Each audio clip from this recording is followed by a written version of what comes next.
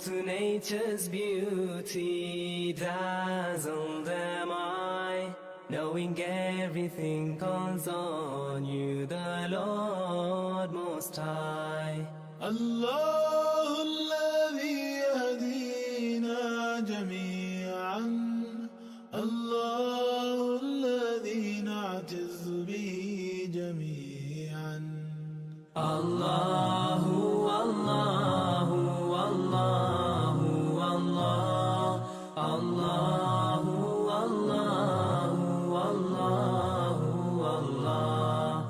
الله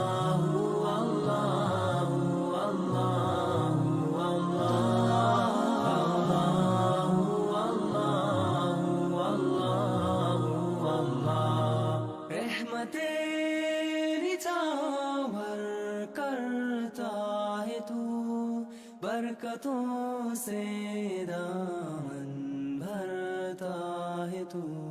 Wer ist der Mächtigste und der Barmherzigste? Wer hört unsere Gebete und schickt uns die Hilfe?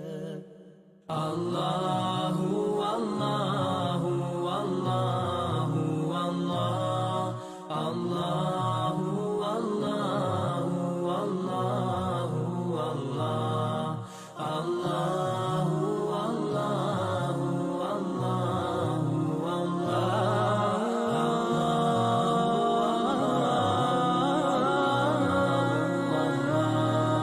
সৃষ্টি করেছো সুন্দর পৃথিবী, মানুষ পশু পাখি সাগর নদী. Beten to Allah te adorujem, beten pred Tebe.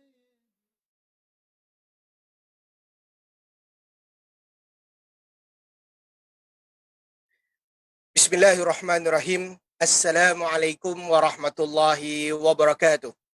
Bertemu kita sekali lagi di dalam laman maya, di dalam social media, di dalam Facebook Masjid Al-Istiqamah, untuk sama-sama kita berkongsi, untuk sama-sama kita mengambil pengajaran, untuk kita sama-sama melihat bahawasanya pengorbanan ibadah kurban yang ingin kita lakukan bukanlah suatu perkara yang hanya sekadar dilaksanakan di dalam keadaan yang biasa-biasa, tetapi mengambil pengajaran. Dengan itu, marilah sama-sama kita mulakan.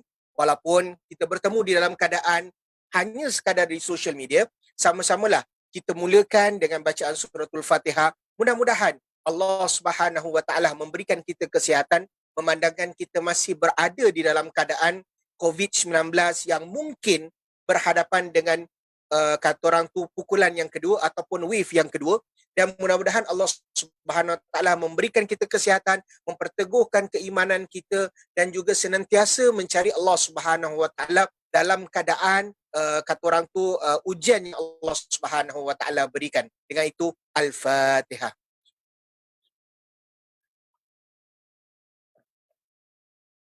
Ya.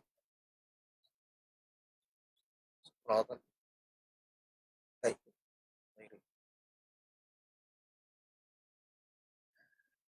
Bismillahirrahmanirrahim. Alhamdulillahi rabbil alamin. Wassalatu wassalamu ala ashrafil anbiya'i wal mursalin. Nabiyina Muhammadin wa ala alihi wa sahbihi wa man tabi'an bi ihsanin ila yaumiddin, amma ba'du. Qala Allah Ta'ala fil kitabihil aziz ba'da a'udzu billahi minasy syaithanir rajim. Laqad kana fi qasasihim ibratun li ulil albab ma kana hadithan yuftara walakin tasdiqal ladzi baina yadayhi wa tafsila kulli syai'in wa hudan wa rahmatan liqaumin yu'minun. Para pendengar, para penonton yang dirahmati Allah Subhanahu wa taala.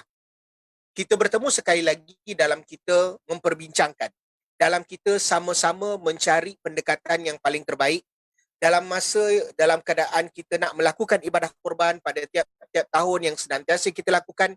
Sama-sama kita menjadikan ibadah kurban kita pada tahun ini dalam keadaan yang lebih baik untuk kita dapat menghayati pengorbanan Nabi Ibrahim AS ataupun yang disebut sebagai Al-Khalil.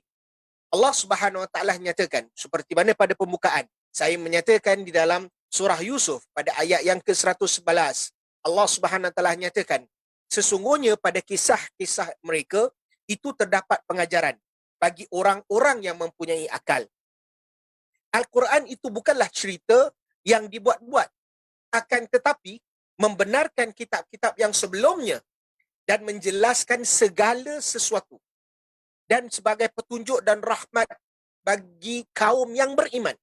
Allah menyampaikan, Allah menyatakan, Allah memberikan suatu pendekatan sebagai seorang yang beriman, sebagai seorang hamba Allah Subhanahu Wa Taala dalam kita melihat pada surah Yusuf pada ayat yang ke-111, pada surah yang ke-12. Allah nyatakan 3 perkara penting di dalam ayat yang kita boleh katakan sederhana. Apa yang Allah nyatakan? Yang pertama, Al-Quran itu adalah sebagai kisah. Al-Quran itu mempunyai sejarah nilai yang begitu besar yang sebagai seorang mukmin harus mengambilnya dan menerapkan sebagai kehidupan perjalanan kita. Melihat Al-Quran bukan hanya sekadar dibaca, tetapi Allah ingatkan kepada kita untuk ambil pengajaran apa yang ada di dalam Al-Quran agar kita menjadi manusia yang berakal, agar kita menjadi manusia yang berfikir, supaya bila mana kita membaca Al-Quran, kita dapat mengambil pengajaran dan mudah-mudahan itu merupakan satu petunjuk, itu merupakan satu rahmat daripada Allah Subhanahu Wa Taala untuk kita meneruskan perjalanan dalam kehidupan kita. Baik, tuan-tuan yang dirahmati Allah, para pendengar yang menonton rakaman ataupun live FB ini, pada minggu yang pertama, pada minggu yang kedua dan insya-Allah hari ini pada minggu yang ketiga, kita akan membincangkan tentang prinsip dan emosi Nabi Ibrahim alaihissalam. Pada minggu yang pertama, kita membincangkan pada persoalan iaitu biodata ataupun pribadi Nabi Ibrahim alaihissalam. Kita dapat menyimpulkan, kita bersetuju menyatakan bahawasanya antara pengajaran penting yang kita dapat ambil, yang dapat kita laksanakan, yang kita dapat terapkan dalam kehidupan kita adalah yang pertama sekali, antara perkara yang paling penting sekali adalah tunduk dan patuhnya Nabi Ibrahim alaihissalam.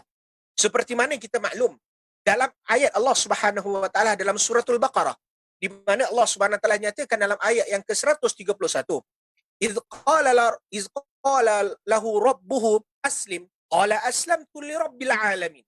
Allah nyatakan ketika mana Tuhan berfirman kepadanya, iaitu kepada Ibrahim, tunduk patuhlah, aslim, tunduk patuhlah.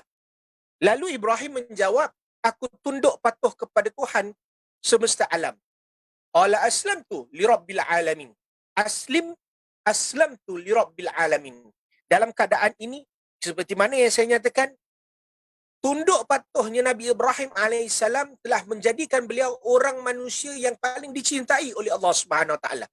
Bagaimana kita sebagai seorang mukmin, sebagai seorang yang beriman kepada Allah Subhanahu Wa Taala, yang meyakini tentang rukun iman yang 6 perkara, bagaimana kita nak melihat Nabi Ibrahim tunduk dan patuh? Apakah kita ini tak tunduk patuh ke Ustaz?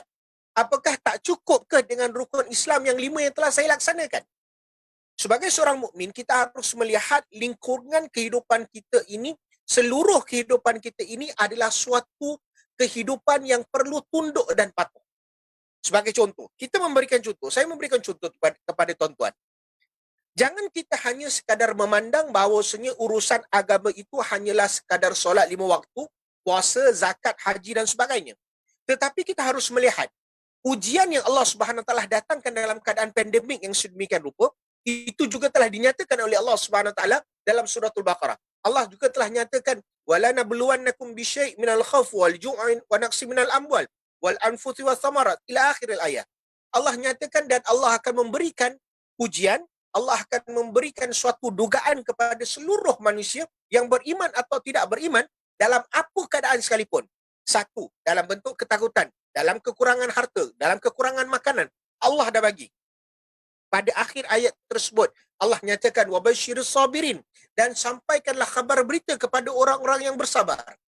Pada ayat selepas itu Allah nyatakan, iza asabathum musibatun qalu inna lillahi wa inna ilaihi raji'un. Apabila seseorang hamba Allah itu didatangkan padanya musibah, katakanlah inna lillahi wa inna ilaihi raji'un. Bukan hanya sekadar melafazkan kepada ketika mana kita berhadapan musibah, tetapi dalam keadaan pandemik ini berbalikkanlah kepada Allah Subhanahu Wa Taala. Bukan menunding jari. inilah pembawanya, itulah dan sebagainya, tetapi menjadikan qalu inna lillahi wa inna ilaihi rajiun, sebagai seorang hamba Allah, urusan kita dengan Allah, Allah datangkan ujian pada seluruh manusia. Mungkin manusia itu lalai dengan Allah. Kita sebagai seorang beriman, apa nak balikkan kepada Allah Subhanahu Wa Taala? Maka perbanyakkanlah beristighfar kepada Allah Subhanahu Wa Taala. Perbanyakkanlah bersujud kepada Allah Subhanahu Wa Taala. Itu tugas kita. Melihat kepada Nabi Ibrahim alaihissalam, meletakkan tunduk dan patuh kepada Allah Subhanahu Wa Taala dalam rangka yang tidak ada apa-apa keraguan.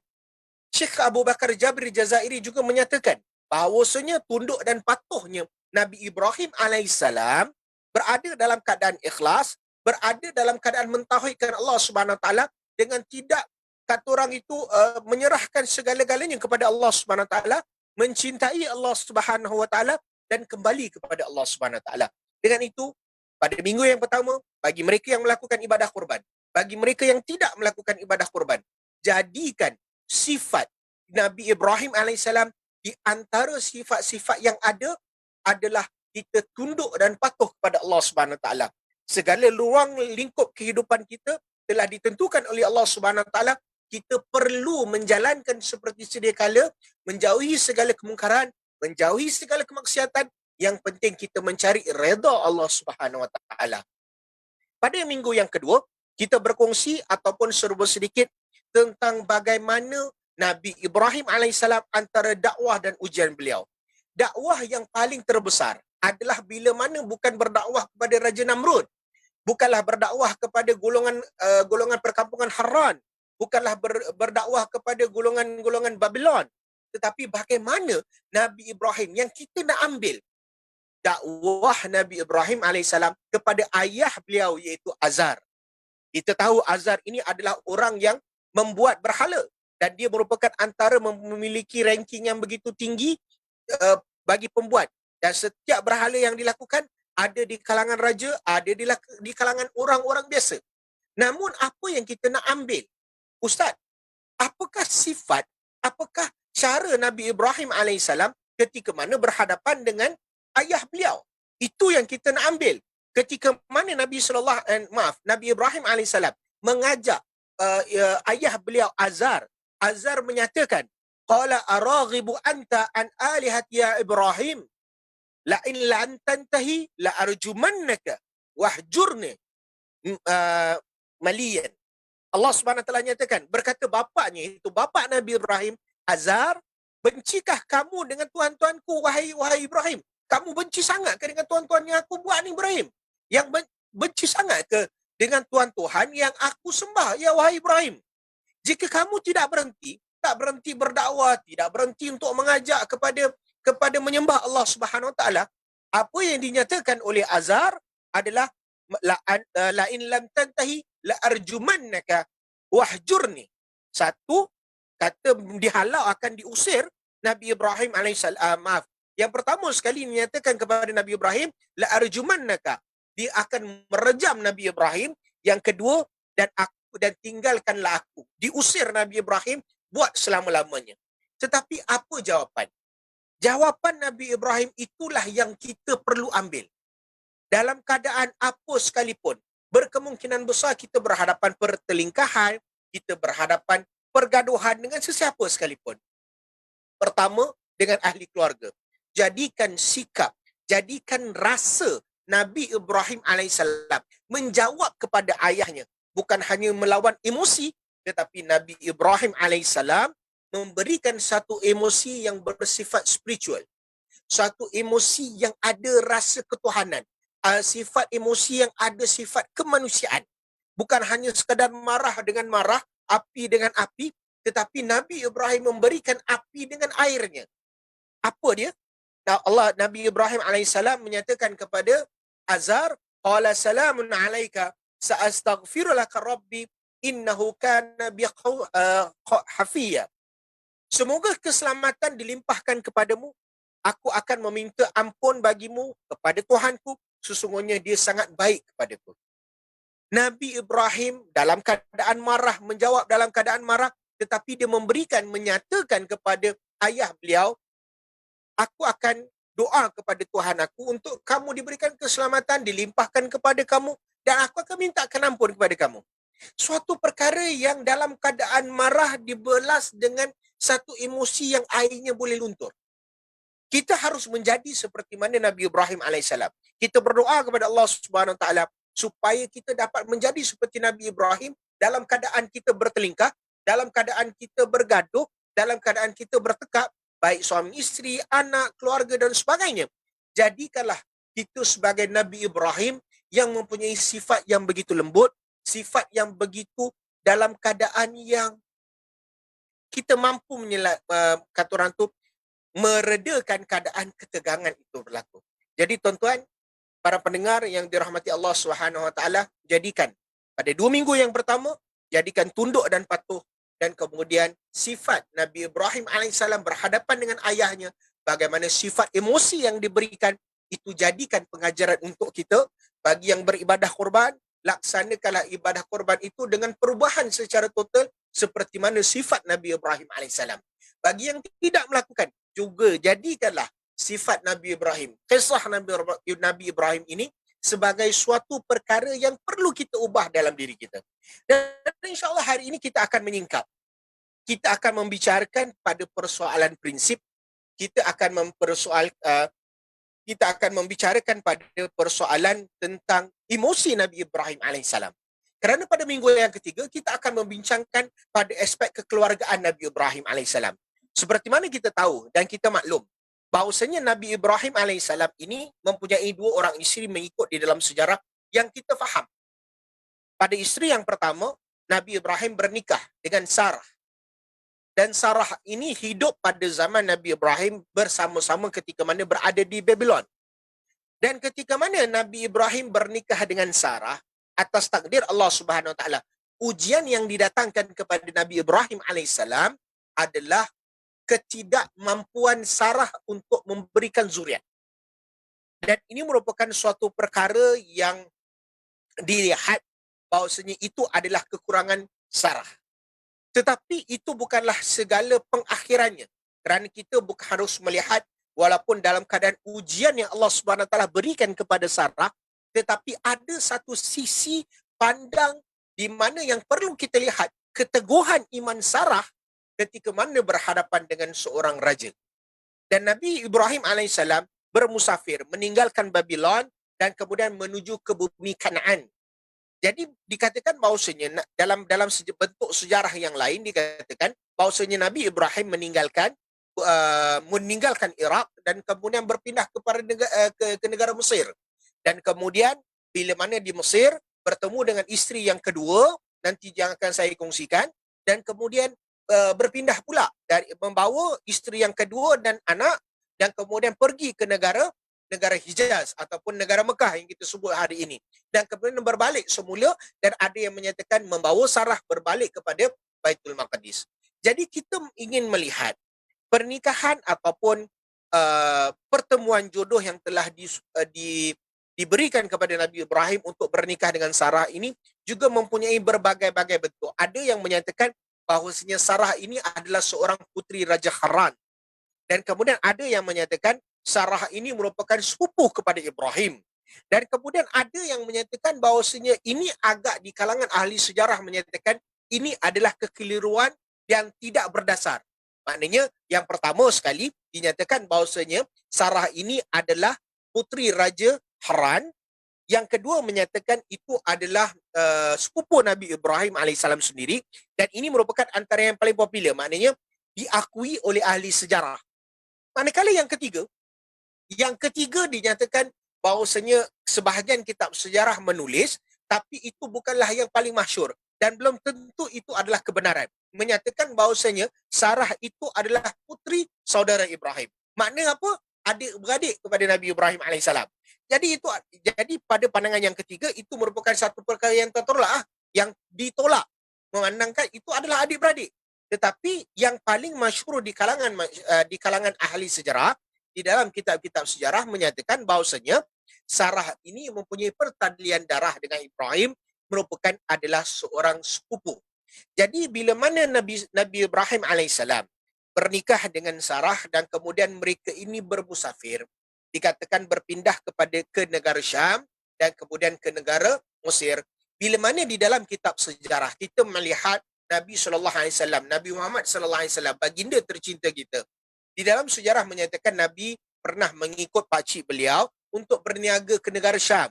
Bila mana dahulu disebut negara Syam itu kata orang tu melingkungi beberapa negara sekarang yang ada. Sekarang ini dah tak disebut Syam. Sekarang ini ada negara yang dulu tertakluk di dalam negara Syam, itu adalah Jordan, itu adalah Baitul Maqdis, dan kemudian itu adalah Iraq dan juga Syria. Jadi ini adalah 4 negara yang disebut sebagai Syam. Jadi hijrahnya ke negeri Syam dan kemudian Mesir.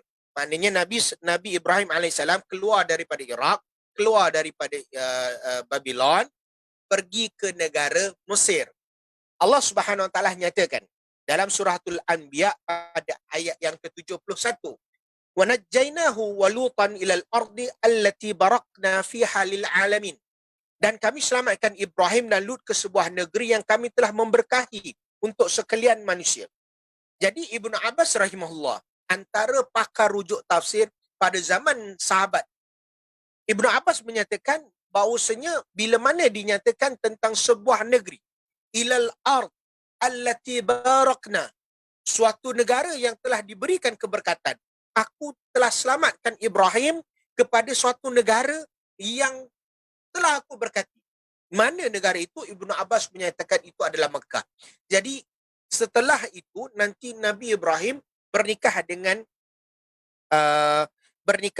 Hajar, dan kemudian disitulah baru dibawa Hajar menuju ke Mekah.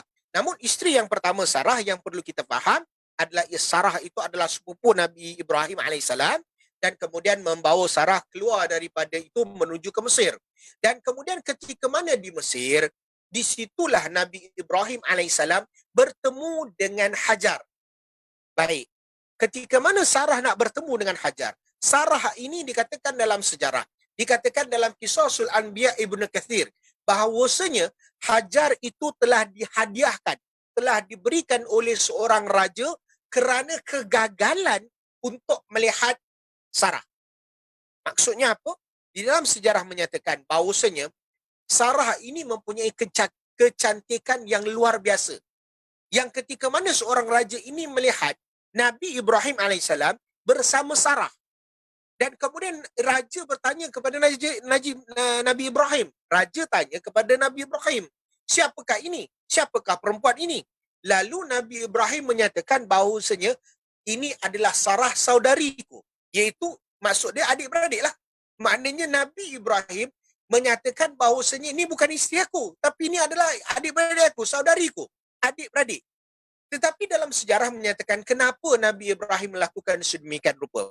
Rupanya ada nilai dakwah yang nak disampaikan. Apa yang berlaku? Dikatakan juga bahawasanya Nabi Ibrahim dalam sejarah kehidupan beliau daripada kecil sampai ke besar, sampaikan berdakwah kepada seluruh umat manusia, hanya sekadar memberikan berlaku penipuan itu sebanyak 3 kali. Yang pertama, ketika mana Nabi Ibrahim AS mengatakan tentang sakit. Kalau tuan-tuan, bagi mereka yang menonton pada siri yang kedua, saya ada menyatakan tentang peristiwa bagaimana Nabi Ibrahim AS dapat memecahkan berhala-berhala yang ada pada ketika itu. Adalah disebabkan kerana Nabi Ibrahim memberikan alasan bahawasanya aku sakit, aku tak boleh nak keluar. Lalu bila mana seluruh rakyat pada ketika itu keluar kerana berpesah, kerana hari keramaian, akhirnya Nabi Ibrahim memecahkan seluruh berhala. Itu yang pertama. Menyatakan bahawa Nabi Ibrahim sakit. Dan kemudian yang kedua adalah bila mana dinyatakan siapa yang buat. Nabi Ibrahim kata, tanyalah berhala yang paling besar kerana kapak ada di leher beliau. Itu adalah pembohongan, pendustaan yang dilakukan oleh Nabi Ibrahim. Yang kedua. Yang ketiga adalah ketika mana ditanya oleh seorang raja, siapakah Sarah ini? Siapa Sarah ini? Siapa wanita ini? Oh, ini adalah Sarah dan ini adalah saudariku. Iaitu adik-beradik kepada Nabi Ibrahim.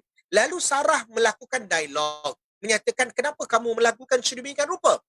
Lalu Nabi Ibrahim AS menyatakan kepada Sarah bahawasanya kita berdua yang ada di tempat ini yang berada di sini adalah beriman kepada Allah Subhanahu Wa Taala. Kamu dan aku. Dengan itu percaya dengan aku. Lalu raja minta kepada pembantu beliau untuk bertemu dengan Ibrahim untuk membawa Sarah. Jadi ini merupakan antara dakwah yang ada, yang dilakukan, yang Nabi Ibrahim cuba nak sampaikan. Bahawasanya, bila mana Nabi Ibrahim, kalau katalah Nabi Ibrahim menyatakan ini adalah isteriku, maka dakwah itu tidak akan sampai kepada raja tersebut. Kenapa saya katakan sedemikian rupa? Baik, ketika mana raja minta kepada pembantu beliau untuk membawa Sarah bertemu dengan beliau. Ini yang berlaku. Dan kemudian di situ ada beberapa version. Ada 3 version yang akan saya ceritakan. Yang pertama sekali, secara keseluruhannya, raja bila mana bertemu dengan Sarah, raja nak cuba menyentuh. Raja cuba nak melakukan sesuatu yang tidak baik kepada Sarah dan cuba berusaha. Pada version yang pertama, sebahagian kitab sejarah menyatakan bahawasanya bila mana raja ingin menyentuh Sarah, datang malapetaka, datang kepada kebinasaan kepada raja pada ketika itu. Raja minta kepada Sarah untuk berdoa kepada Tuhan yang kamu sembah supaya sembuhkan aku. Sarah doa, sembuh. Kemudian sekali lagi dalam masa yang sama, raja cuba nak menyentuh Sarah. Sarah ni diminta oleh raja untuk berdoa kepada Tuhan yang kamu sembah, tolonglah hapuskan, aku janji aku tak nak buat lagi. Dalam versi yang lain, maknanya raja cuba nak menyentuh, raja cuba nak melakukan sesuatu yang tidak baik kepada Sarah sebanyak 2 kali. Version yang pertama, raja minta kepada Sarah untuk berdoa kepada Tuhannya supaya pulihkan kebinasaan itu. Version yang kedua, dinyatakan bahawasanya ketika raja nak sentuh, Sarah ambil wuduk dan solat serta berdoa kepada Allah Subhanahu Wa Taala. Version yang ketiga, dinyatakan ketika mana Sarah telah diambil oleh pembantu raja dan kemudian ketika mana sampai untuk bertemu, yang melakukan salat dan berdoa agar isteri beliau dilindungi, Ibrahim lakukan. Jadi satu version pertama, Sarah diminta untuk doakan supaya petaka itu hilang. Yang kedua, Sarah ambil wuduk, solat dan berdoa kepada Allah. Dan yang ketiga, Ibrahim alaihissalam yang melakukan solat dan berdoa kepada Allah Subhanahu Wa Taala agar tidak diapa-apakan isteri beliau. Namun apa yang ingin saya kongsikan adalah bagaimana, apakah lafaz doa yang disampaikan oleh Sarah ketika mana berdoa supaya raja tidak mengganggu beliau. Beliau berkata, "Ya Allah, jika engkau mengetahui aku beriman kepadamu dan Rasulmu, maka jagalah kemaluanku kecuali untuk suamiku. Jangan kau memberi kuasa pada orang kafir itu untuk mengusikku." Jadi tuan-tuan, melalui doa Sarah ini kita faham bahawasanya mengusik yang nak digambarkan, mengganggu yang nak dibayangkan oleh seorang raja itu bukan mengganggu hanya sekadar menyentuh, tetapi ingin melakukan sesuatu yang kita nyatakan sebagai merogol, yang kita menyatakan sebagai meragut maruah seorang wanita. Sehingga kan Sarah berdoa. Ketika mana peristiwa itu gagal dilakukan, raja marah dan raja menyatakan kepada pembantunya, menyatakan bahawa yang kalian bawa ni bukan manusia. Yang kalian bawa Sarah ni bukan manusia. Tetapi ini adalah syaitan. Dituduh pula Sarah ni syaitan. Tetapi dalam keadaan tersebut, raja cuba memberikan hadiah. Memberikan hadiah iaitu Hajar sebagai untuk menyelesaikan segala permasalahan yang dilakukan. Senang betul sebagai seorang raja nak tutup kesalahan, bagilah segala apa walaupun Sarah tidak memintanya. Diberikan Hajar sebagai hadiah. Kamu ambillah Hajar ini sebagai pelayan kamu, sebagai pembantu kamu.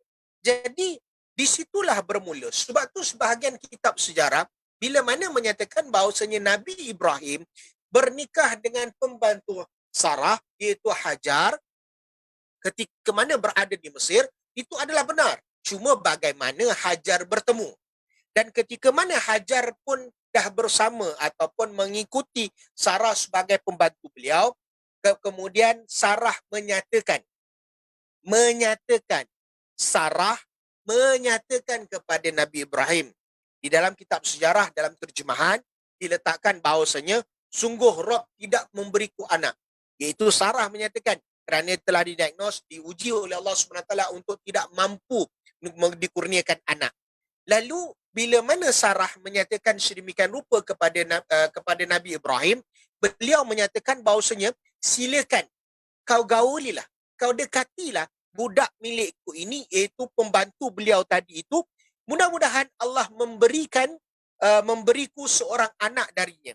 Jadi ini merupakan suatu perkara yang perlu kita lihat bahawasanya Nabi Ibrahim tidak meminta sama sekali untuk bernikah dengan Hajar. Tetapi atas kurniaan, atas takdir Allah Subhanahu Wa Taala yang menentukan, Sarah menyerahkan Hajar kepada Nabi Ibrahim, gaulilah, nikahlah. Bahawasanya aku ni tak mampu memberikan anak. Mudah-mudahan dengan harapan ketika mana menyerahkan Hajar kepada Nabi Ibrahim AS mampu mengurniakan zuriat, mampu memberikan keturunan. Namun bukan mudah, tuan-tuan. Ketika mana kita melihat sejarah, ketika mana kita membaca, ketika mana kita mengetahui bahawasanya ada orang yang bernikah 2, bernikah 3, bernikah 4, yang kita letakkan sebagai poligami, yang kita letakkan sebagai berkongsi kasih sayang, ianya bukan suatu yang mudah. Bukan suatu yang mudah, tuan-tuan. Sarah memberikan Hajar kepada Nabi Ibrahim AS dengan harapan, aku ni masalahnya aku tak boleh berikan kamu zuriat. Mengharapkan bila mana bernikah dengan Hajar, dia dapat memberikan kamu zuriat. Nampak cantik, tuan-tuan. Tetapi mempunyai satu permasalahan. Bila mana Nabi Ibrahim telah bernikah dengan Hajar dan takdir Allah menentukan Hajar mengandung, maka sebagai seorang perempuan saya merasakan ini merupakan suatu perkara yang normal. Bukan suatu perkara yang tidak baik. Tetapi apa yang ingin saya sampaikan di dalam sejarah menyatakan, ini adalah fakta sejarah, tuan-tuan. Sarah merasa cemburu dimelihatkan kerana Hajar mengandung.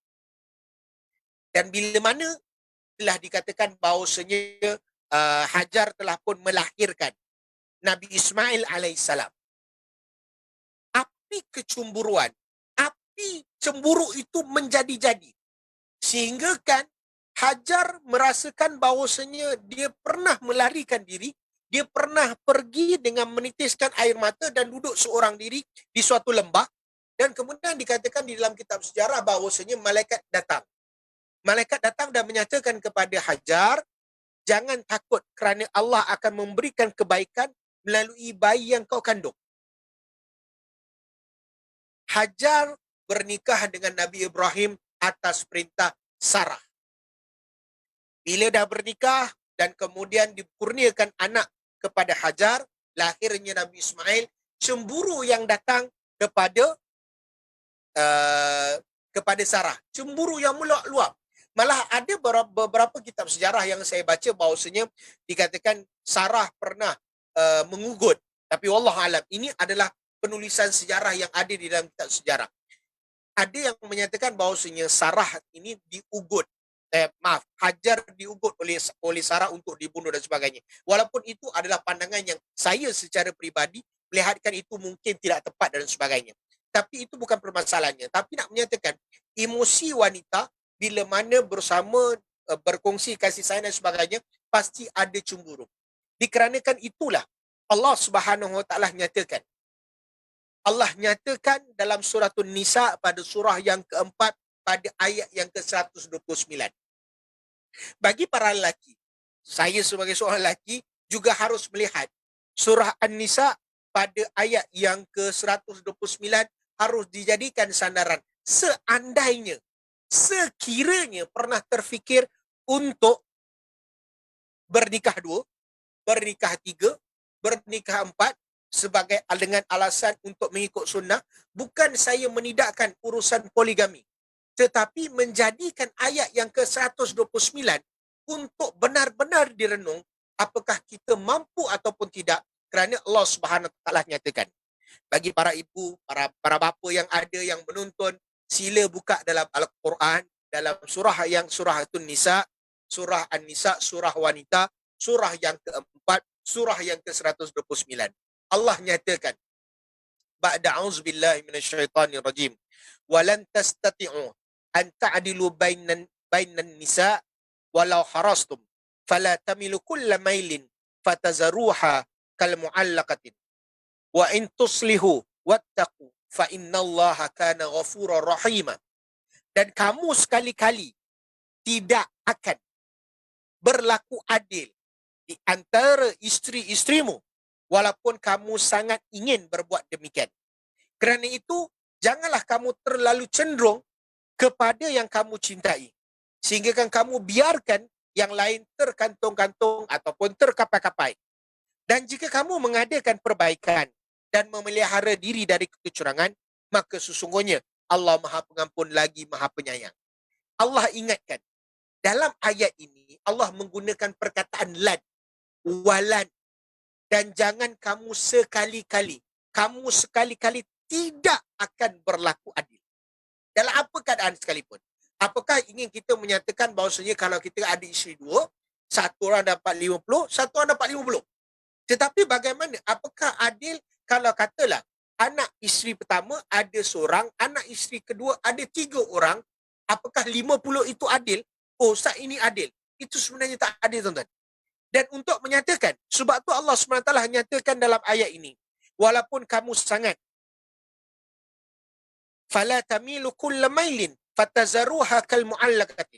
Walaupun kamu sangat ingin berbuat demikian, kerana itu janganlah kamu terlalu cenderung kepada yang kamu cintai sehingga kamu membiarkan yang lain terkapai-kapai. Allah berikan bayangan, Allah dah berikan bayangan. Jangan nak pilih kasih satu je sehingga kan yang lagi satu terkapai-kapai. Kalau itulah yang dilakukan, sesungguhnya ingatlah Allah Subhanahu Wa Taala perintahkan wattaqu, dan jika kamu mengadakan perbaikan dan memelihara diri, wa in tuslihu wattaqu, dan bertakwalah, fa innallaha ghafurur rahim, maka sesungguhnya Allah Maha Pengampun lagi Maha Penyayang. Kalaulah itu yang terjadi, maka minta ampun dengan Allah. Sebab itu, tuan-tuan, melihat peristiwa Nabi Ibrahim alaihissalam, ada isteri pertama Sarah, ada isteri yang kedua Hajar. Walaupun seorang Nabi tetap diuji dengan kecemburuan seorang wanita. Dan Allah datangkan dalam surah An-Nisa sebagai satu teguran. Kalaulah kita mempunyai sifat yang sedemikian rupa, ada 2 orang isteri tetapi mencintai, menyayangi yang seorang itu lebih daripada satu, itu bukan adil namanya. Dan Allah minta kita untuk bertaubat, Allah minta kita untuk minta ampun dengan Allah Subhanahu Wa Taala. Jadi bukan sesuatu yang mudah, tuan-tuan. Ketika mana Nabi Ibrahim alaihissalam bernikah dengan Hajar dan kemudian diberikan zuriat. Dan Hajar sendiri minta untuk dijauhkan. Hajar sendiri minta untuk dibawa pergi. Kerana takut, kerana merasakan bawalah aku pergi supaya Sarah tidak mendapat melihat aku lagi. Sampai pada tahap tu sekali, tuan-tuan, bahawasanya Nabi Ibrahim terpaksa berkorban dalam satu keadaan yang begitu rumit. Hajar datang minta untuk dibawa pergi. Lalu Nabi Ibrahim bersetuju. Dan disitulah Nabi Ibrahim membawa kepada kata orang tu perpindahan daripada negara Mesir, daripada negara Syam pergi ke negara Mesir, daripada Mesir pergi ke negara Hijaz, iaitu itulah yang disebut sebagai pada hari ini negara Mekah Al-Mukarramah, ataupun di situlah terbentuknya Masjidil Haram. Jadi, tuan-tuan, ini merupakan satu pengorbanan yang begitu besar yang dilakukan daripada dalam perihal perkahwinan. Pertama, Nabi Ibrahim diuji oleh Allah Subhanahu Wa Taala supaya dengan tidak diadakan zuriat. Jadi apakah kita nak ambil pengajaran? Oh, Nabi Ibrahim dia tak dapat zuriat. Ketika mana tak dapat zuriat, maka jadikanlah Sarah itu sebagai contoh. Sarah mengizinkan. Tuan-tuan, seandainya itu adalah satu keperluan yang perlu dinilai sedemikian rupa, maka fikir-fikirkanlah. Seandainya pernikahan yang kedua itu sehingga kan terkapainya isteri yang pertama, maka sesungguhnya Allah Subhanahu Wa Taala akan memberikan balas. Sebab itu, tuan-tuan, kita perlu faham bahawa pernikahan yang kedua itu, sehingga kan terkapainya isteri yang pertama, maka sesungguhnya Allah Subhanahu Wa Taala akan memberikan balas. Sebab itu, tuan-tuan, kita perlu faham bahawa pernikahan yang kedua itu, sehingga kan maka itu adalah satu kezaliman yang perlu kita bertaubat kepada Allah Subhanahu Wa Taala. Jadikan kesabaran Sarah dalam keadaan ujian yang begitu rupa, tetapi imannya teguh dengan Allah Subhanahu Wa Taala. Bagi seorang wanita, seandainya, sekiranya kamu diuji dalam keadaan sedemikian rupa, jadikan kisah ketika mana nak Sarah bertemu dengan seorang raja, apa doa dia? Doanya adalah, ya Allah, jika engkau mengetahui aku beriman kepadamu dan Rasulmu, maka jagalah kemaluanku kecuali untuk suamiku. Jangan kau memberi kuasa kepada orang kafir. Saya mengambil pada perkataan yang pertama. Ya Allah, jika engkau mengetahui aku beriman kepadamu dan Rasulmu. Kita beriman rukun iman yang 6, tuan-tuan. Ketika mana berlaku seorang wanita yang mungkin diuji oleh Allah Subhanahu Wa Taala tidak mempunyai zuriat, maka perkukuhlahkan keimanan kita kepada Allah Subhanahu Wa Taala. Perbanyakkanlah berdoa kepada Allah Subhanahu Wa Taala. Di dalam kitab terapi ibadah yang ditulis oleh seorang ulama fiqh, beliau menyatakan bahawasanya antara terapi ataupun antara kaedah ketika mana didatangkan ujian, ketika mana tidak mampu mendapat zuriat, maka perbanyakkanlah bersedekah. Kedua adalah memperbanyakkan beristighfar kepada Allah Subhanahu Wa Taala supaya dipermudahkan segala urusan untuk diberikan zuriat. Jadi kalau katalah itu telah pun diusahakan, maka banyak lagi cabang-cabang yang ada, banyak lagi cara-cara jalan yang lain yang ada, sampai pada titik yang terakhir, seandainya tiada, maka buatlah keputusan dengan sebaik yang mungkin, dengan pemikiran yang matang dan terbuka. Bukanlah dengan tergopoh-gapoh sebagai seorang suami ketika mana diuji dengan pasangan yang tidak mempunyai zuriat, maka bersabarlah dan mencari apakah alternatif yang ada ketika mana kita nak berhadapan dalam keadaan sedemikian rupa. Mencari pasangan yang kedua bukanlah satu alternatif yang paling cepat, kerana Allah ingatkan kepada kita dalam surah An-Nisa pada ayat yang ke-129. Jadi renung-renungkan surah An-Nisa pada surah yang keempat, 129. Jadi bila mana Nabi Ibrahim bersetuju untuk membawa keluar Hajar menuju ke Mekah, menuju ke Hijaz. Hijaz pada zaman itu, tuan-tuan, adalah suatu lembah yang kering kontang. Lembah yang memang tak ada apa-apa. Bagi tuan-tuan yang mungkin pernah menunaikan ibadah umrah, yang mungkin pernah menunaikan ibadah haji, kita pernah berada pada satu dataran wukuf di Arafah sebagai contoh. Pada zaman 70-an, 80-an, 90-an, wukuf di Arafah adalah suatu padang jarak, padang kukuh yang bukan seperti mana hari ini. Hari ini kemah-kemah yang ada itu dibiarkan pada tiap-tiap tahun, dan kemudian setahun sekali ianya akan berfungsi. Dah ada pokok, dah ada tanda dan sebagainya. Pada tahun 70-an, 80-an, 90-an, keadaan wukuf di Arafah itu adalah padang kering kontang yang tak ada apa-apa, tuan-tuan. Begitulah keadaan ketika mana kita melihat padang jarak, padang terkukuh, gurun Sahara. Kalau katalah perjalanan daripada kota Mekah menuju Madinah ataupun sebaliknya, kita akan melihat lebuh raya yang kering kontang, yang tak ada apa-apa. Begitulah tempat yang dinyatakan, digambarkan kepada Hijaz, negara Hijaz pada ketika itu. Dan dinyatakan bahawasanya Nabi Ibrahim AS membawa Hajar. Dan Ibrahim pada ketika Ismail pada ketika itu berada dalam keadaan masih bayi dan masih menyusu. Masih kecil. Dibawa dengan beberapa bekalan dan sebagainya. Kemudian kebetulan ada sepohon pokok dikatakan di dalam sejarah. Dan Nabi Ibrahim meletakkan Hajar dan juga Ismail di situ. Dan kemudian Nabi Ibrahim, dia tinggalkan, dia letak, terus dia nak jalan, tuan-tuan. Tetapi apa yang berlaku? Ini merupakan dialog. Ini merupakan dialog yang mungkin. Apakah mungkin meninggalkan isteri yang pertama kerana tidak mempunyai zuriat, dan kemudian bernikah dengan lagi satu, dan terpaksa berpisah. Dan berbalik semula bertemu dengan Sarah. Jadi tuan-tuan, kita melihat bahawasanya bukan mudah. Tetapi apa yang berlaku dialog di antara Hajar dan juga Ibrahim. Hajar menyatakan kepada Ibrahim ketika mana Ibrahim nak jalan. Ibrahim dah letak barang dan sebagainya nak tinggalkan. Kemudian Hajar berkata, kepada siapa kau menyerahkan kami Ibrahim? Apakah Allah memerintahkan ini kepada kamu? Tuan-tuan, kalau katalah kita bawa isteri, bawa anak, kita letak dekat satu tempat yang kering kuntang, tak ada apa-apa. Kemudian kita jalan, kita tinggalkan.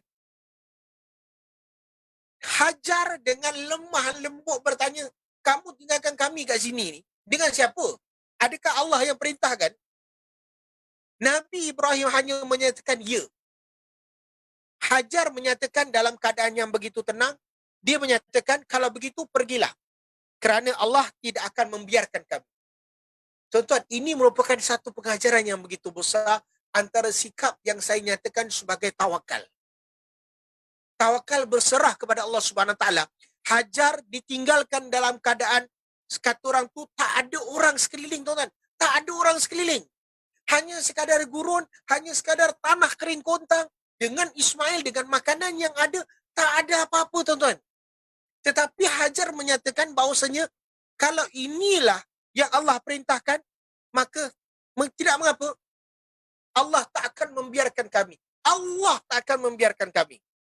Nabi Ibrahim jalan, meninggalkan beberapa tapak dan kemudian beliau menoleh seketika kepada Hajar dan anaknya, dan kemudian dia meneruskan perjalanan ketika mana Hajar tidak nampak melihat, dikatakan dalam sejarah, Nabi Ibrahim Hajar tak nampak lagi Nabi Ibrahim. Lalu Nabi Ibrahim mengadu, Nabi Ibrahim berdoa, Nabi Ibrahim menyatakan kepada Allah Subhanahu Wa Taala, Rabbana inni askantu min zurriyati biwadi ghairi zi zar'in.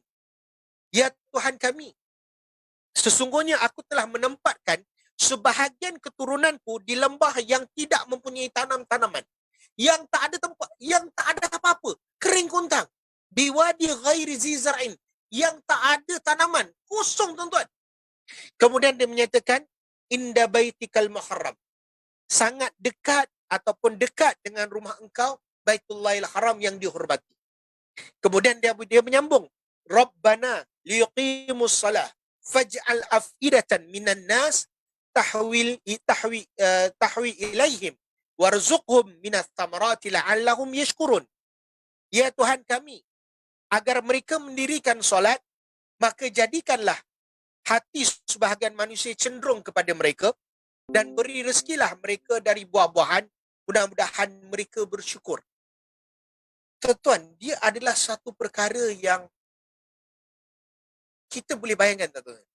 Kita meletakkan anak kita, keturunan kita dalam keadaan yang serba kekurangan dan kemudian kita berdoa pada Allah Subhanahu Wa Taala, ya Allah, aku tinggalkan anakku dan keturunanku ini pada suatu tempat yang kering kuntang, yang tak ada apa-apa. Suatu lembah yang memang tak ada apa-apa. Tanaman tak ada, air tak ada, tuan-tuan.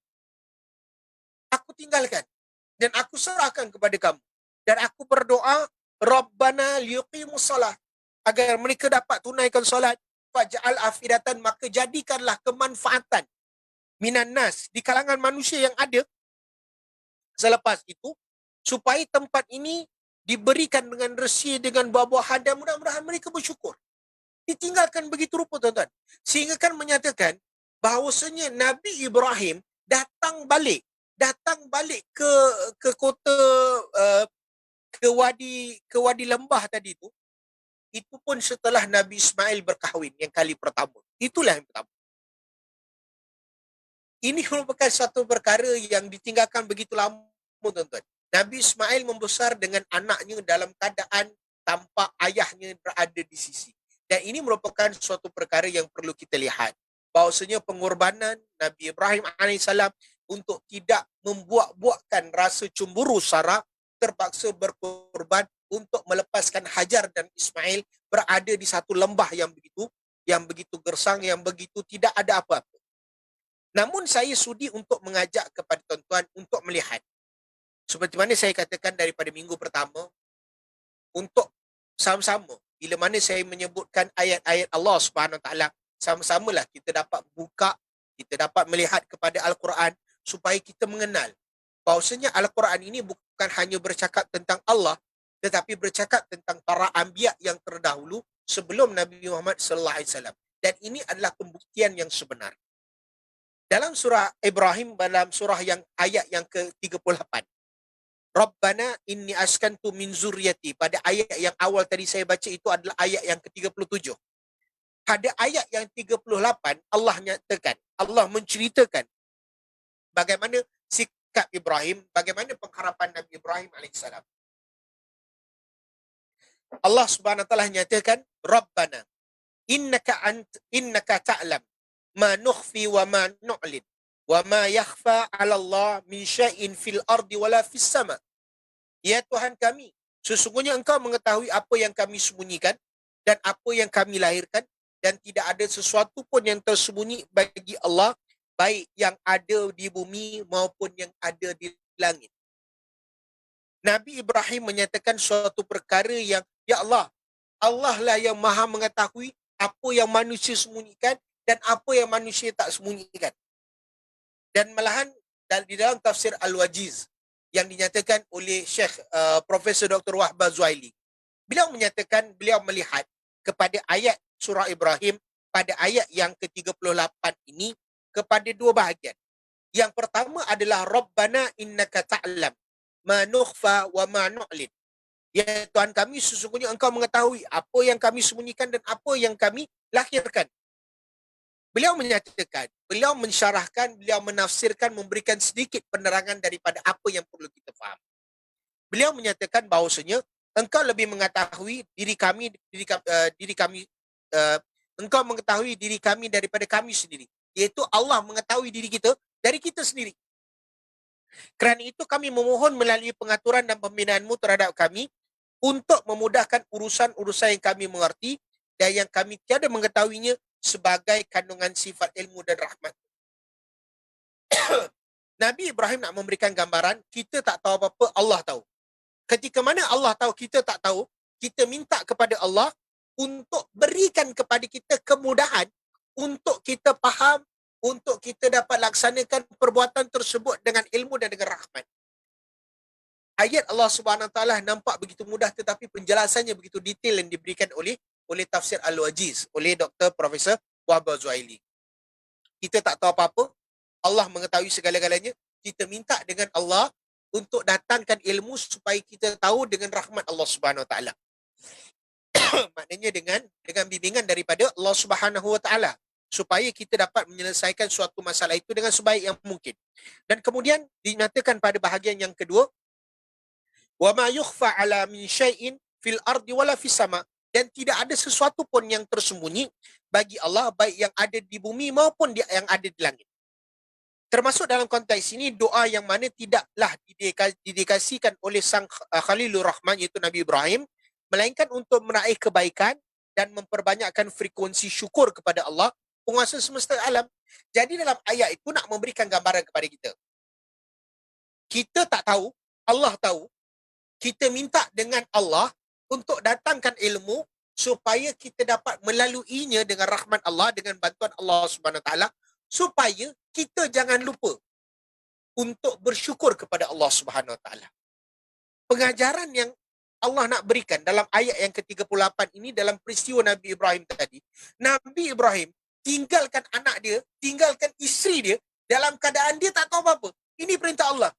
Tetapi dia minta dengan Allah, berikanlah rahmat dia, berikan ilmu, berikan katuran tu, pengukuhan di dalam hatinya, supaya dia merasa syukur bahawasanya ini adalah perintah Allah yang aku laksanakan. Hebat tuan-tuan, itu yang dikatakan seperti mana pada minggu pertama, tunduk dan patuhnya Nabi Ibrahim menyerahkan diri dia kepada Allah Subhanahu Wa Taala dalam keadaan yang tidak mempertanyakan, tidak menyoal, hanya sekadar mengikut apa yang telah Allah Subhanahu Wa Taala susunkan. Jadi ini merupakan suatu perkara yang begitu besar. Ketika mana kita melihat kepada ayat yang ke-37, Allah Subhanahu Wa Taala nyatakan, Rabbana inni askantu min zurriyatin biwadi ghairi zi zar'in inda baitikal muharram. Di sisi baitikal muharram, di sisi rumah Allah Subhanahu Wa Taala. Jadi nak dinyatakan bahawasanya Kaabah tidak ada pada ketika Nabi Ibrahim mula-mula meletakkan Nabi Ismail bersama ibunya. Tidak ada. Dan malah ada beberapa peristiwa, malah ada beberapa kesilapan di kalangan kisah-kisah Israeliat. Kisah Israiliyat ini adalah kisah Bani Israel yang dibawa, yang dibuat. Dan ini merupakan satu penipuan. Terkadang kita pernah mendengar bahawasanya yang membuat Kaabah ini adalah Nabi Adam AS. Dikatakan dalam kisah Israiliyat yang mungkin biasa kita dengar. Dan mungkin kadang-kadang sebab saya secara peribadi pernah mendengar kisah ini disampaikan oleh salah seorang tourist guide yang ada di Palestin. Dia mengatakan bahawasanya Nabi Adam AS yang bina Kaabah dan kemudian para malaikat bertawaf di keliling rumah itu tersebut. Dan kemudian dalam masa yang sama dia juga bawa kisah tentang kapal Nabi Nuh berputar mengelilingi tempat Baitullah selama 40 hari. Jadi dua kisah ini ketika mana tuan-tuan dengar, para pendengar mendengar Nabi Adam AS membina Kaabah dan malaikat mengelilinginya, dan yang kedua kapal bahtera Nabi Nuh AS berputar mengelilingi Baitullahil Haram selama 40 hari. Kedua-dua cerita ini ditolak oleh ahli sejarawan. Kenapa? Kerana ini merupakan cerita Israiliyat, merupakan cerita palsu yang dibawa oleh golongan Bani Israel. Tetapi di dalam kisah pembinaan pusat ibadah, secara khususnya di Makkah Al-Mukarramah ataupun Masjidil Haram ataupun Baitul Atiq, ianya termaktub di dalam 3 surah. Tuan-tuan boleh menyimak, tuan-tuan boleh melihat di dalam surah Al-Hajj pada surah yang ke-22, pada ayat yang ke-26 dan ke-27. Dan kemudian kepada surah Ali Imran dalam surah yang ketiga pada ayat yang ke-96 hingga 97. Dalam suratul Baqarah, Allah SWT nyatakan dalam surah yang kedua, dalam ayat yang ke-124 hingga 129. Jadi suatu kisah yang panjang. Antaranya apa? Allah SWT nyatakan. Allah menyatakan di dalam ayat yang ke-125. Dalam suratul Baqarah, Allah SWT nyatakan ianya di dalam ayat yang ke-124 sehingga 129. Jadi tuan-tuan boleh lihat dan tuan-tuan boleh semak. Tetapi saya nak membawa pendekatan kepada ayat yang ke-125. Kenapa? Sebab Allah SWT nyatakan. Dan ianya terkait kepada kenapa kita merasa rindu kepada Baitullahil Haram. Kenapa kita rasa rindu untuk pergi ke Mekah. Walaupun mungkin mereka yang hidup pada tahun 90-an, yang pernah pergi umrah tahun 90-an, harga pakej umrah 2,000 lebih itu adalah masih murah. Tetapi harga makin meningkat. Dan kemudian sekarang ini masuk dalam keadaan pandemik COVID-19, harga umrah juga akan meningkat. Keadaan Arab Saudi juga berada dalam keadaan yang begitu menekan, harga-harga teks dinaikkan. Dan harga umrah akan menjadi mahal. Manusia yang pergi menunaikan ibadah haji cukup begitu mahal sehingga kan ada yang pakej yang 20,000 dan sebagainya. Tetapi kenapa manusia masih rindu untuk pergi ke Mekah? Kenapa rindu untuk berada di keliling Kaabah? Walaupun dengan harga yang naik, harga yang begitu mahal, tetapi kenapa manusia masih nak pergi ke Baitullahil Haram? Jawapannya ada dalam suratul Baqarah pada ayat yang ke-125. Apa Allah nyatakan? Wa iz ja'alna al-baita mathabatan lin-nas wa amnan wattakhidhu min maqami Ibrahim musalla wa ahidna ila Ibrahim wa Ismail an tahira baitiya lit-ta'ifina wal-'akifina wa ruk'i was-sujud. Dan ingatlah, ketika kami menjadikan rumah Allah ini Baitullah, tempat berkumpul bagi manusia dan tempat yang aman, dan jadikan sebahagian makam Ibrahim tempat salat. Dan telah kami perintahkan kepada Ibrahim dan Ismail, bersihkanlah rumahku untuk orang-orang yang tawaf, yang i'tikaf, yang rukuk dan sujud. Dalam ayat 125, tuan-tuan buka dalam Al-Quran.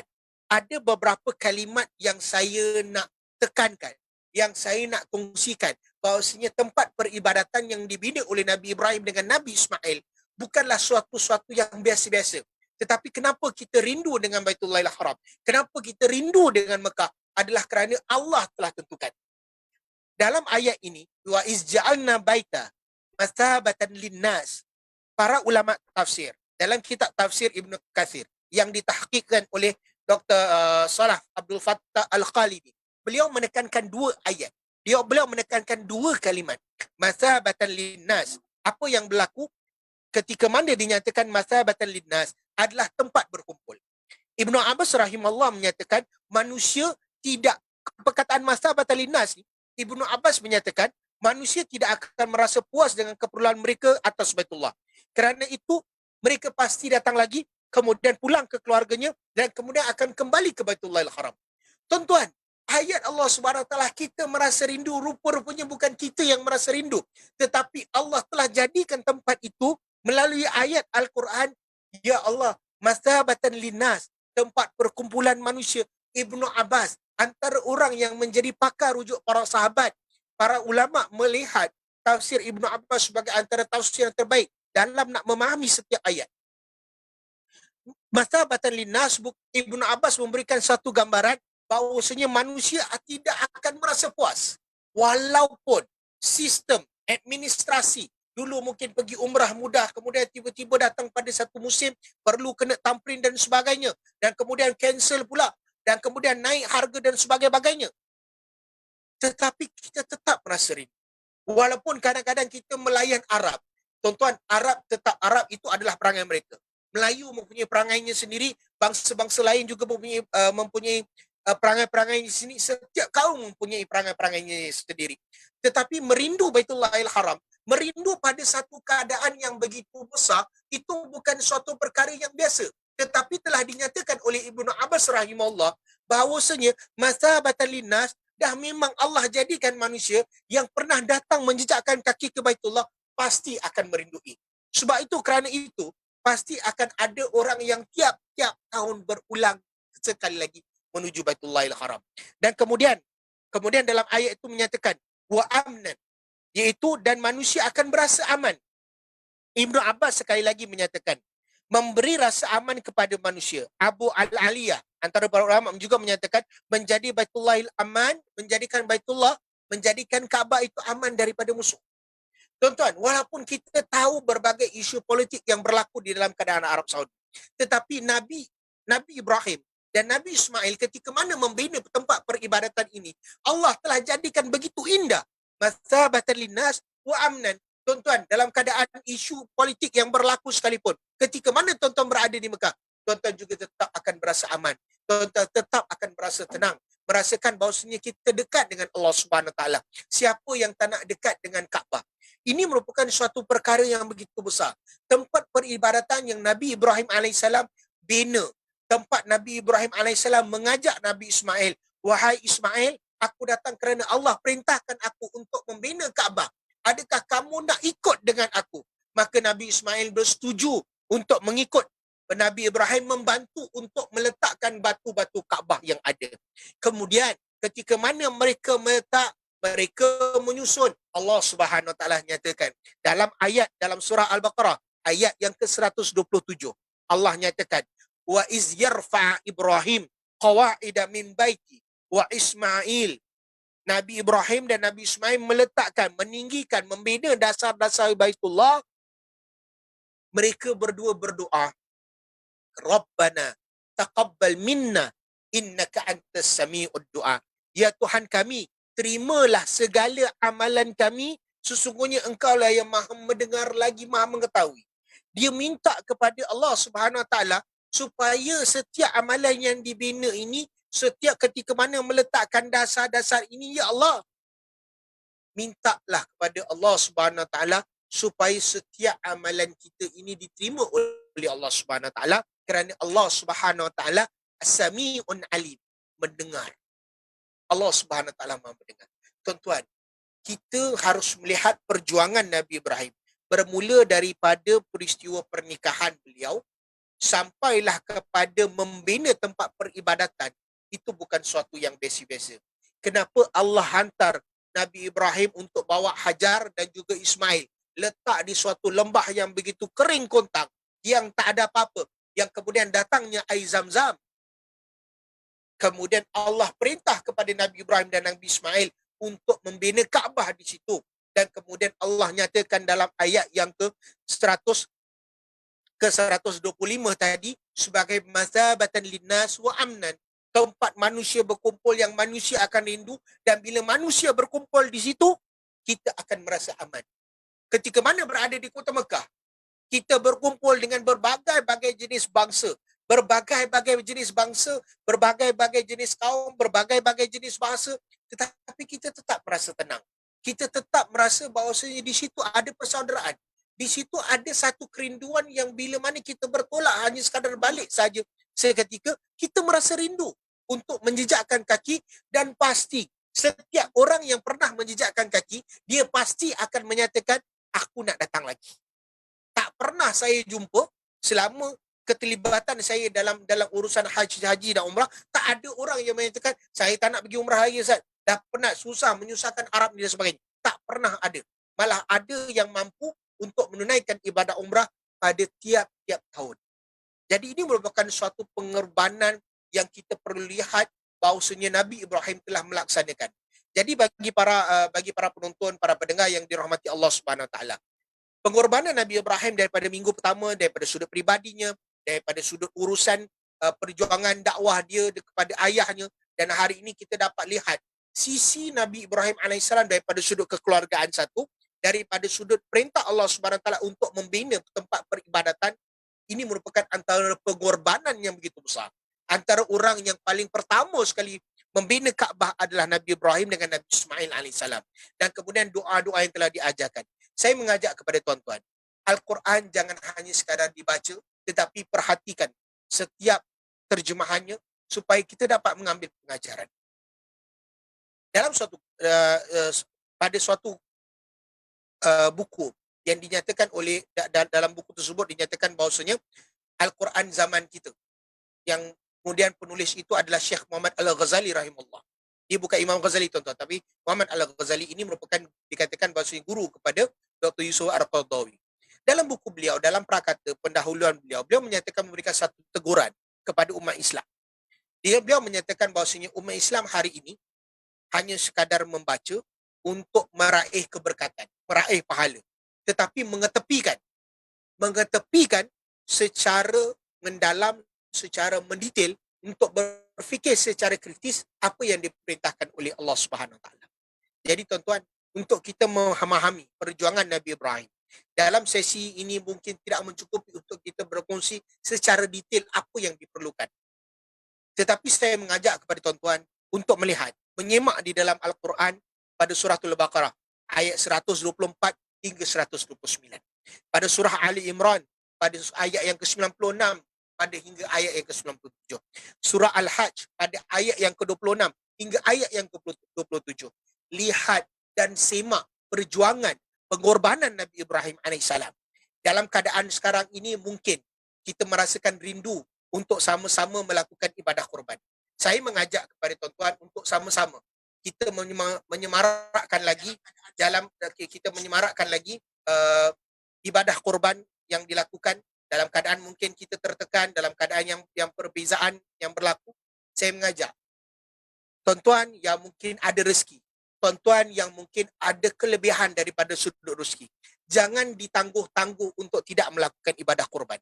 Dan malahan Ibnu Qayyim menyatakan, melaksanakan ibadah korban itu lebih afdal untuk daripada bersedekah pada jumlah yang sama. Sebagai contoh, Masjid Al-Istiqamah mengajak pada tuan-tuan untuk melakukan ibadah korban, melaksanakan ibadah korban di Australia. Di Australia ataupun di Australia dengan harga 330, dan mudah-mudahan walaupun kambing itu tidak diagihkan di Australia, walaupun kambing itu tidak diterbangkan di Singapura, tapi insya-Allah tuan-tuan akan dapat daging-daging penyembelihan itu untuk balik ke Singapura dengan hanya harga 330. Pendaftaran masih dibuka sehinggakanlah pada tarikh penutupnya adalah 24 Julai. Maknanya tinggal lagi beberapa hari saja. Dan setiap masjid yang ada di Singapura, termasuk Masjid Al-Istiqamah, merayu kepada tuan-tuan yang mempunyai rezeki yang lebih, mempunyai kata orang itu rezeki yang ada untuk sama-sama berkorban. Berkorban bukan hanya sekadar berkorban, tetapi memahami konsep pengorbanan Nabi Ibrahim daripada awal beliau dilahirkan sampai ke hari ini. Saya kongsikan tentang perjuangan Nabi Ibrahim dalam kekeluargaan, perjuangan Nabi Ibrahim dalam pembinaan tempat peribadatan, dan ini merupakan suatu keperluan. Jadi sama-sama tuan-tuan, seandainya, sekiranya dalam sesuatu keluarga itu mungkin 330 itu agak berat, tetapi kalau katalah misalan ayah ada sedikit, ibu ada sedikit, kongsikan dan kemudian letakkanlah atas nama keluarga besar Fulan bin Fulan. dipersilakan. Itu juga dibenarkan di dalam fiqh, juga dibenarkan di dalam Islam. Jadi jangan sekali-kali sekiranya ada rezeki yang lebih untuk tidak berkorban, kerana pengorbanan itu adalah suatu yang cukup besar, kerana kita akan melihat pada minggu hadapan apa perbincangan kita tentang pengorbanan. InsyaAllah minggu depan kita akan bawa lagi tentang kisah Nabi Ibrahim alaihissalam, dan juga sama-samalah kita berdoa kepada Allah Subhanahu Wa Taala dalam keadaan COVID ini, dalam keadaan kita nak berkorban, dalam keadaan kita nak memahami perjuangan Nabi Ibrahim alaihissalam. Kalau Nabi Ibrahim alaihissalam didatangkan ujian, dia berdoa kepada Allah Subhanahu Wa Taala. Apatah lagi kita sebagai manusia, jadikan sepanjang 3 minggu, setiap 3 minggu pasti ada doa-doa yang saya menyatakan Nabi Ibrahim minta dengan Allah, Nabi Ibrahim minta dengan Allah, Nabi Ibrahim minta dengan Allah. Kita jangan jadi manusia yang sombong untuk tidak berdoa kepada Allah Subhanahu Wa Taala, untuk minta kepada Allah Subhanahu Wa Taala untuk dipermudahkan segala urusan kita supaya COVID ini bertenang, COVID ini dihapuskan oleh Allah Subhanahu Wa Taala daripada atas muka bumi ini. Amin ya rabbal alamin. Mudah-mudahan mendatangkan manfaat apa yang diperkongsikan. InsyaAllah pada minggu hadapan kita akan kongsikan dengan lebih lanjut, dengan lebih detail kepada permasalahan-permasalahan pengorbanan yang lain. Dan insyaAllah sama-samalah bagi mereka, sekali lagi saya merayu, saya mengajak kepada tuan-tuan, untuk mereka yang mempunyai rezeki yang lebih, berkorbanlah. 330 pada seekor kambing dan kemudian diterbangkan di Singapura, agihkanlah kepada ahli keluarga yang ada yang memerlukan, rakan, taulan, sahabat anda, jiran, tetangga yang merasakan memerlukan daging korban, berikanlah sebagai suatu sedekah. Maka kita telah melakukan ibadah korban itu bukan hanya sekadar kita mengeluarkan sebahagian daripada harta kita, tetapi kita melakukan satu amal soleh. Jadi sama-sama tuan-tuan. Jadi dengan itu saya dahulu daripada perkongsian saya pada hari ini, dengan apa yang baik datang daripada Allah Subhanahu Wa Taala, segala kekurangan datang daripada diri saya sendiri. Mudah-mudahan bermanfaat untuk semua. Kita bertemu lagi pada minggu hadapan untuk kita sembang, untuk kita bicara, untuk kita bualkan tentang pengorbanan yang perlu kita lakukan, dan mudah-mudahan bermanfaat. Dengan itu, Assalamualaikum warahmatullahi wabarakatuh.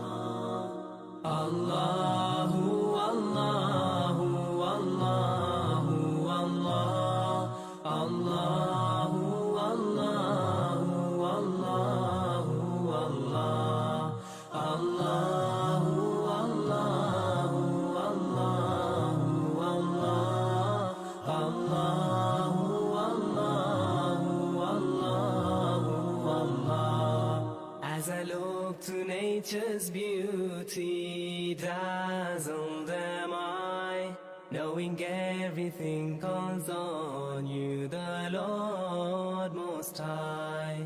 الله الذي يهدينا جميعا، الله الذي نعتز به جميعا. الله الله الله الله الله الله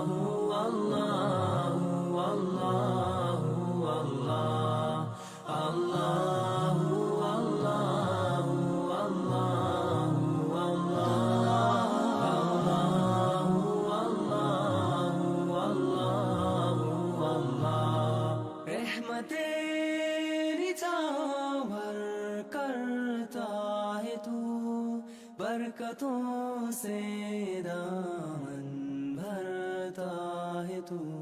Wer ist der Mächtigste und der Barmherzigste? Wer hört unsere Gebete und schickt uns die Hilfe? Allahu, Allahu, Allahu, Allah, Allahu, Allahu, Allahu, Allah, Allahu, Allahu, Allahu,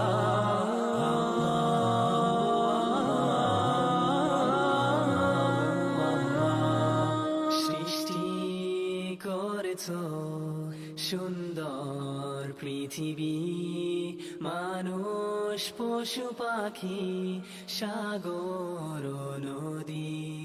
Beten to Allah te adorim, beten prete yedi